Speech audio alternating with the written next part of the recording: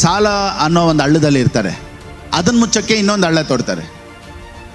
ಅವ್ರ ಹತ್ರ ಈಸ್ಕೊಂಡು ಇವ್ರಿಗೆ ಕೊಡೋದು, ಇವ್ರು ಕೊಡಬೇಕು ಅಂದರೆ ಅಲ್ಲಿಂದ ಈಸ್ಕೊಂಡು ಇಲ್ಲಿ ಕೊಡೋದು. ಅಂದರೆ ಏನು ಗೊತ್ತಾ, ಈ ಹಳ್ಳದಿಂದ ಇನ್ನೊಂದು ಹಳ್ಳಕ್ಕೆ ಹೋಗ್ತೀವಿ, ಇನ್ನೊಂದು ಹಳ್ಳದಿಂದ ಇನ್ನೊಂದು ಹಳ್ಳಕ್ಕೆ ಹೋಗ್ತೀವಿ ಹೊರತು ಹಳ್ಳದಲ್ಲೇ ಇರ್ತೀವಿ ಹೊರತು ಮೇಲಕ್ಕೆ ಬರಲ್ಲ.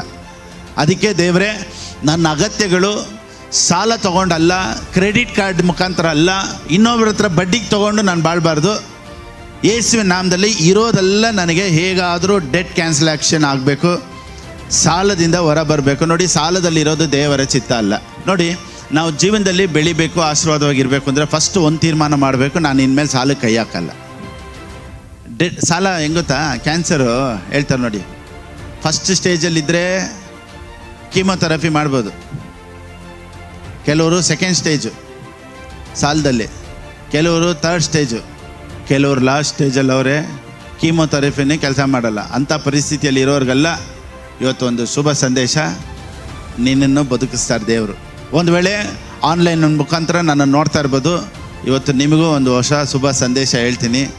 ದೇವರು ಈ ವಾಕ್ಯದ ಮುಖಾಂತರ, ಈ ಸಂದೇಶದ ಮುಖಾಂತರ ದೇವರು ನಿನ್ನ ಲೈಫನ್ನು ಚೇಂಜ್ ಮಾಡೋದ್ರಲ್ಲಿ ಯಾವ ವಿಧವಾದ ಸಂದೇಹನೂ ಇಲ್ಲ. ಬ್ಲೈಂಡ್ಗೆ ಕಣ್ಣು ಬೇಕು, ಕುಂಟನಿಗೆ ಕಾಲು ಬೇಕು, ಕಿವುಡನಿಗೆ ಕಿವಿ ಬೇಕು, ಸತ್ತವನಿಗೆ ಜೀವ ಬೇಕು, ಬಡವನಿಗೆ ಗಾಸ್ಪಲ್ ಬೇಕು. ನೋಡಿ, ಪೋರ್ ಅಂತ ಹೇಳಿ ಅವನಿಗೆ ಕಾಸು ಅಂತ ಹಾಕಿಲ್ಲ, ಗಾಸ್ಪಲ್ ಅಂತ ಐತೆ. ಯಾಕೆ ಗೊತ್ತಾ, ಇವತ್ತು ನಾನು ಮಾತಾಡ್ತಾ ಇರೋ ಗಾಸ್ಪಲ್ಲು ನಿನ್ನ ದರಿದ್ರನ, ನಿನ್ನ ಪಾವರ್ಟಿನ ಚೇಂಜ್ ಮಾಡುತ್ತೆ ಅನ್ನೋದ್ರಲ್ಲಿ ಯಾವ ವಿಧವಾದ ಸಂದೇಹನೂ ಇಲ್ಲ. I mean, the gospel brings money, the gospel brings prosperity. ಯಾರೆಲ್ಲ ಸಾಲದಲ್ಲಿದ್ದೀರೋ, ಲಕ್ಷಾನುಗಟ್ಟಲೆ ಸಾಲ ಇರಲಿ, ಕೋಟಿಗಟ್ಟಲೆ ಸಾಲ ಇರಲಿ, ದೇವರು ದೊಡ್ಡವರು. ಯೇಸುವಿನ ನಾಮದಲ್ಲಿ ಈ ವಾಕ್ಯಗಳನ್ನು ನೋಡ್ತಾ ಇರುವಂಥ, ನನ್ನ ನೋಡ್ತಾ ಇರುವಂಥ ನಿಮ್ಮ ಲೈಫಲ್ಲಿ ಸಾಲ ಸೂಪರ್ ನ್ಯಾಚುರಲ್ ಆಗಿ, ಡೆಟ್ ಫ್ರೀ ಆಗಿ, ಸಾಲನೇ ಇಲ್ಲದೆ ಇರೋ ಥರ ದೇವರು ಮಾಡ್ತಾರೆ. ಬೇಗ ಸಾಲದಿಂದ ಆಚೆ ಬರ್ತೀರಾ. ಒಂದನ್ನು ಮಾತ್ರ ತೀರ್ಮಾನ ಮಾಡಿ, ಇನ್ನು ಮುಂದೆ ಯೇಸುವಿನ ನಾಮದಲ್ಲಿ ಕ್ರೆಡಿಟ್ ಕಾರ್ಡ್ ಯೂಸ್ ಮಾಡಲ್ಲ, ಸಾಲಕ್ಕೆ ಹೋಗೋದಿಲ್ಲ, ಬಡ್ಡಿಗೆ ತೊಗೊಳ್ಳಲ್ಲ.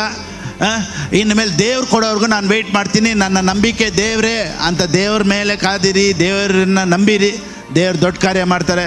God bless you.